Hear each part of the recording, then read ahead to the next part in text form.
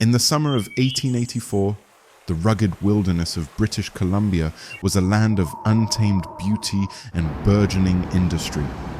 The Canadian Pacific Railway was carving its path through the formidable Fraser Canyon, bringing with its tales of adventure and the promise of progress. Yet amidst the clamor of steel and steam, an extraordinary story emerged from the shadows, one that would captivate imaginations and spark debates for generations to come. On July 4th, 1884, the Daily Colonist, a prominent newspaper in Victoria, published a sensational article titled, "What is it? A strange creature captured above Yale." The report detailed the astonishing capture of a creature near Number 4 Tunnel, approximately 20 miles above the village of Yale. Described as half man and half beast, the entity was swiftly nicknamed Jacko by its captors. According to the article, Jacko stood about 4 feet 7 inches tall and weighed 127 pounds. His body was covered in glossy black hair except for his hands and feet, which were bare. His forearms were notably longer than those of a human, and he possessed remarkable strength, able to break sticks by twisting them. Since his capture, Jacko had been reticent, occasionally emitting sounds described as a mix between a bark and a growl.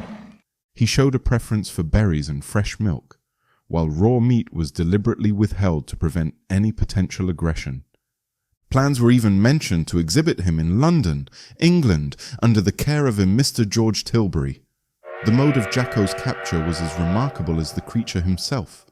Ned Austin, an engineer, spotted what he initially thought was a man lying near the train tracks. Upon closer approach, the figure sprang up and began climbing a steep bluff with agility that defied human capability.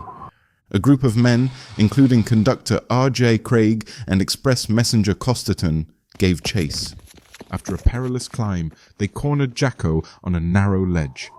To subdue him without causing harm, Craig climbed above the creature and dropped a small rock, rendering Jacko temporarily unconscious. They then bound him with a bell rope and transported him to Yale, where he was placed under the supervision of his keeper. News of Jacko's capture spread rapidly, and the town of Yale buzzed with excitement. Crowds gathered, eager to catch a glimpse of the enigmatic being. However, as days passed, skepticism began to surface. On July 9th, 1884, the Mainland Guardian newspaper in New Westminster published a piece expressing doubt about the entire affair. The article questioned the authenticity of the story, suggesting that no such creature had been captured and pondering how the Daily Colonist had been so thoroughly deceived.